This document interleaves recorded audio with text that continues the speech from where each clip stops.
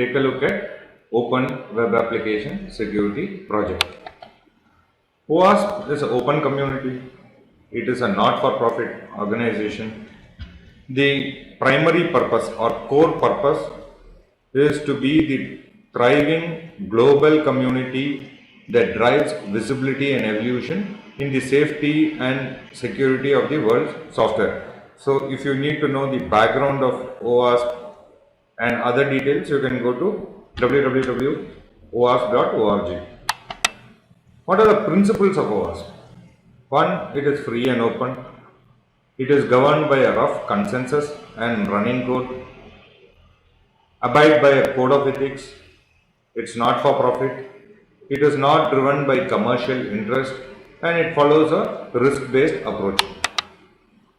The vision for OWASP is for the builders, the breakers or hackers, and the defenders. Now, what all areas are covered? The platform is OWASP, meaning that is a foundation. Then there is a global committee and board for OWASP. The stakeholder focus can be either the builder, the breaker, or the defender. Projects, again, the same. Outreach, the same. Now, when we say breakers, you can say in the positive way that it is someone who tries to test the system for security flaws. Need not necessarily be hackers, but it could be information security professional within the organization. OWASP has a lot of resources, and some of the projects that OWASP has done is Enterprise Security API, ESAPI, which is a collection of all security methods that a developer needs to build a secure web application. Z Attack Proxy, which is ZAP, which is an easy to use integrated penetration testing tool for finding vulnerabilities in web application. Security Shepherd, which is a CBT application for web and mobile security awareness and education. And then there is a massive document covering all aspects of web application and web service security called the development guide. We look at the OWASP top 10. There have been different versions released over a period of years. It is basically a guideline to conduct web application security audits or to assess the web application security risk. OWASP, by following OWASP, you have a guided or organized approach to testing information security in web applications. But it does not mean that that is the end of testing of web applications, because there are, like I said in the beginning, there are several other areas which you will have to test it manually. It may fall into the one of the categories of OWASP, but then step by step details are not given. For example, existence of CAPTCHA is not mentioned anywhere, but it should come under A2, which is broken access and authentication. So similarly, audit trails should come in one of the categories. So you have to do a lot of manual testing as well in order to ensure that your application that you are auditing or you are assessing is secure. There may be minute things which you may feel that it is not of consequence, but then it does carry a lot of risk. So OWASP will give you a basic guideline on how to conduct web application audits. What are the categorizations of vulnerabilities or threats, and how your report structure can be. The simple way is I have A1 to A10. So classify all the risks in each of the categories of OWASP. So I get a very nice framework to work on. So OWASP will give you that guideline, but you need to work on different architectures to understand the intricacies of OWASP top 10. For example, when you do a security assessment in a PHP environment, it may be totally different than what you would do in a ASP, IIS based environment. So each audit, like I said, is a new experience. So as you go step by step into auditing applications or assessing the security of the application, you will come to know that OWASP is indeed a very useful guideline to follow.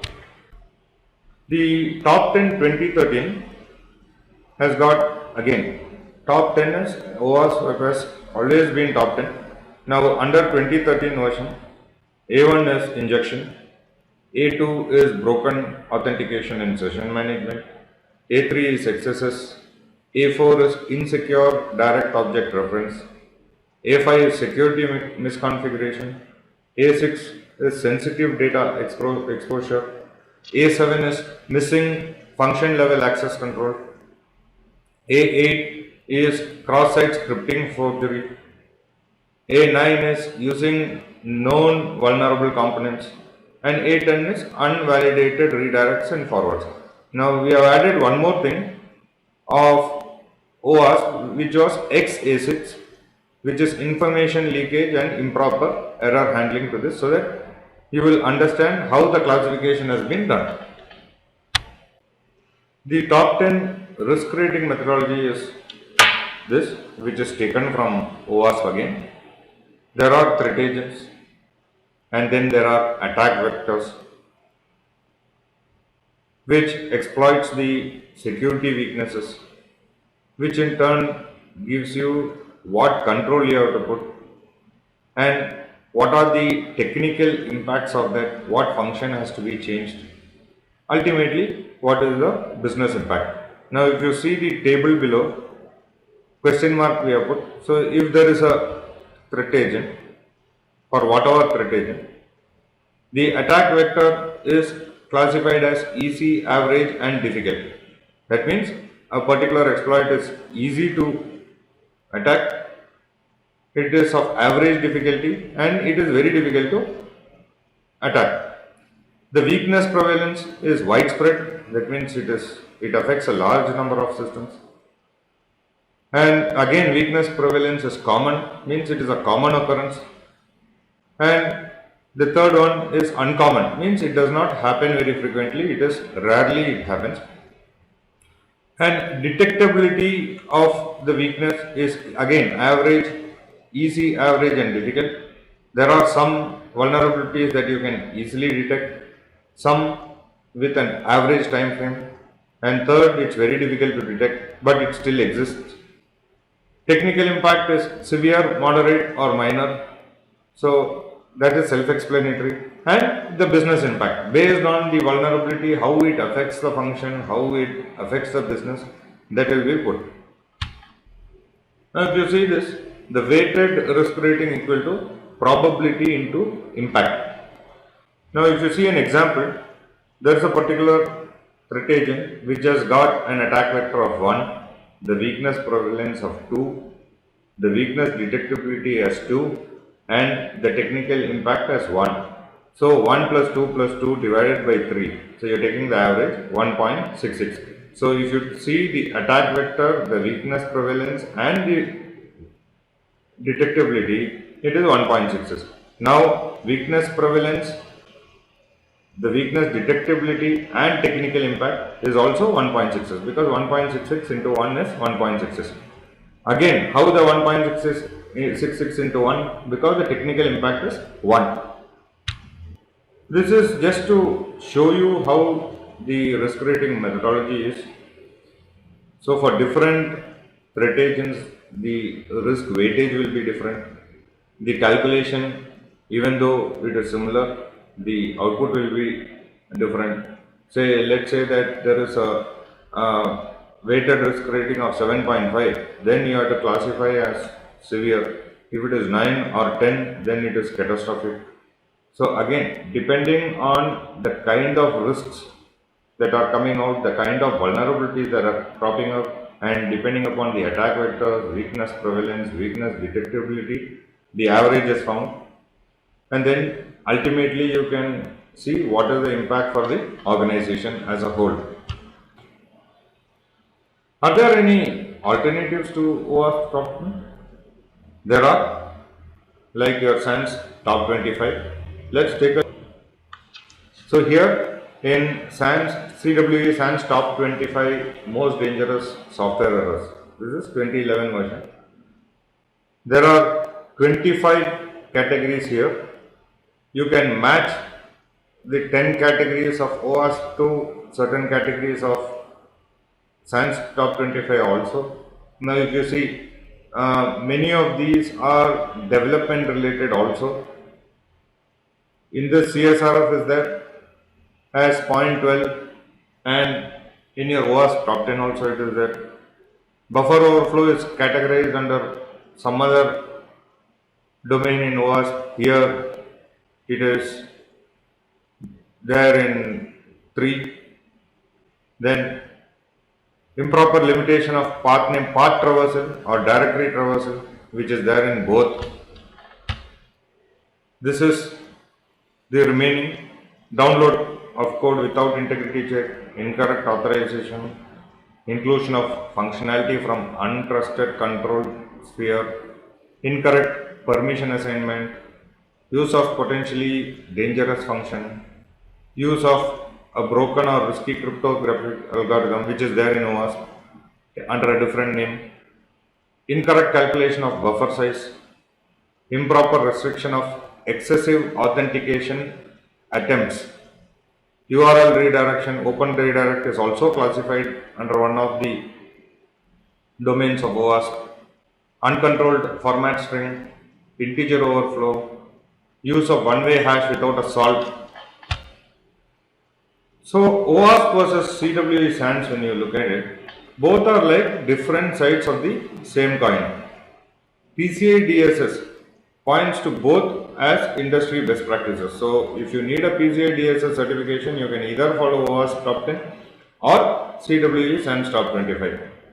Now the optimal knowledge level is you be familiar with both, because except for a few variations, the standards run in parallel or the guidelines run in parallel.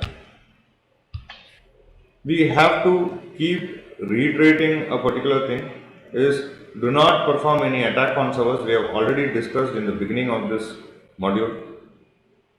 So do not perform any attacks on servers, networks and applications. You do not own and operate yourself. That means don't touch anybody else's systems, servers, network. If you have a specific permission from the owner of that infrastructure, you can do it. Otherwise, it's a no-no. Now we will continue with the top 10. Before starting the top 10, we'll just look at XA6 of 2007 version, which is improper leakage and improper error handling. If you see here, the prevalence is widespread and the impact is minor. Take a look at this particular site and can you find out what information is leaked here? Probably we will hold like this for a couple of seconds so that you can see what kind of information is leaked here.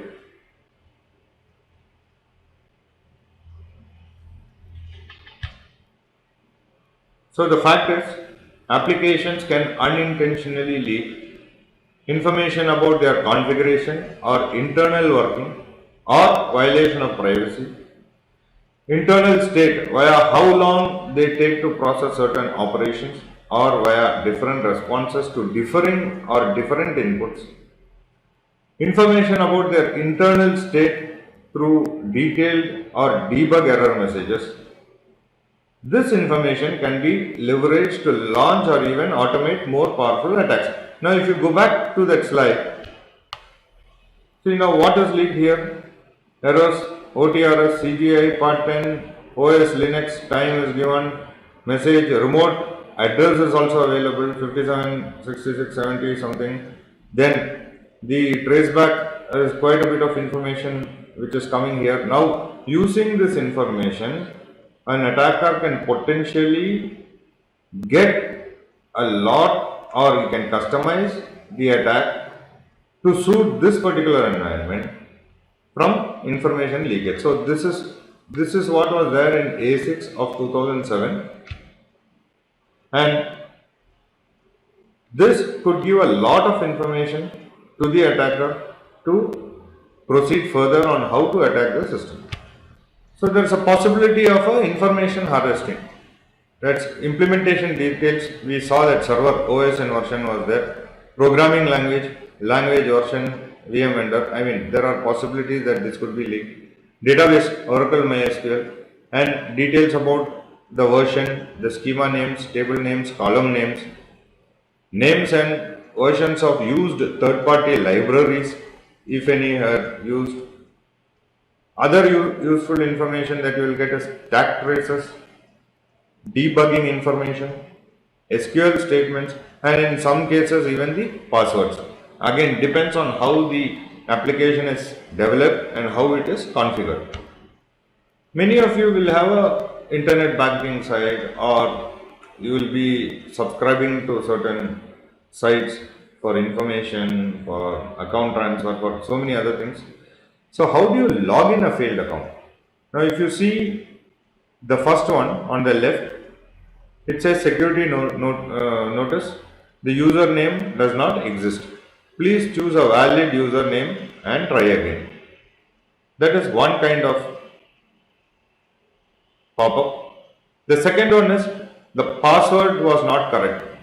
Please correct your password and try again. Versus third one is warning, your login was not successful. Either username or password was wrong. Please try again. So when you look at it, it is very evident that the one on the right hand side, the warning one, is the right one. Can a system tell you or tell a potential attacker that your username does not exist? So he knows for sure that that particular username does not exist. He will go on trying some other usernames. If the password was not corrected or not correct, again, if the system tells you the password is not correct, obviously it is going to tell you or allow you to log in when the password is correct. So you eliminate a certain level of task or hard work when you get these kind of messages. Now the correct one is your login was not successful. Either username or password is wrong. Please try again. Most of the sites use the one on the right. But I have seen instances where the first one and the second one, the ones in the yellow, also were used, which is actually, if you see, it is stupid, because that's not the kind of message that should be put on a website or a web application. It gives the attacker a whole lot of information. He knows for sure. Suppose I try admin, it says username does not exist. Okay, so I know admin is not there. Similarly, administrator or root. So there are several ways to gather information. It is the way it is done is more important. Possibility is, suppose you use a tool like THC Hydra for web application brute force attacking. Suppose the login and password screen is not validated for 3 unsuccessful attempts or 5 unsuccessful attempts. The tool will keep trying different combinations of username and password. So a brute force or a dictionary attack can be done. So when such a situation happens, based on the error messages or based on the information that the server is going to give you, the attacker can fine tune the tool to say, okay, this is what I need to check. So that becomes very dangerous for the application. In fact, you are speeding up the process of attack rather than delaying it. As a sample, see how to handle a failed login attempt. Now the syntax may not be right, it is just for explanation that we have given here. The two yellow ones is the wrong one, versus the warning message what you got is the right one. So if you read through the statement, you will know the differences in the syntax, not in the syntax, in the way that the application has been written, and how the application will handle these instances. So what is the protection for this? The common approach to exception handling: disable or limit detailed error messages, only give what is required. Even in some places I have seen 403 forbidden. So forbidden, when you get a 403 error, you know that there is a directory. Now instead of 403, Imagine a situation that I give a 404 error instead of a 403 error. So it becomes difficult to find out whether that directory really exists. So I'll have to actually do a invasive scanning to find out whether the directory really exists. Otherwise, the error message itself will tell me that yes, there is a directory like this and access is not permitted to that directory. Ensure that secure paths that have multiple outcomes return similar or identical error messages in roughly the same time, and create a default error handler which returns an appropriately sanitized error message for most users in production for all error paths. Now, instead of displaying the OS version, the database version, and other confidential information, there should be a default error handler where the errors can be customized and say for this kind of error, this is the error page that will come. For this kind of error, this should be displayed. So you should have a error handler which will return the appropriately sanitized. Sanitize means after filtering out the critical information, or if there is a chance of information disclosure, that information should be removed and the appropriate message should be put. It could just be that no, page not found, or it could be that function not found. So it could be any message like that, but details of the database, the OS, the version, the framework, the library,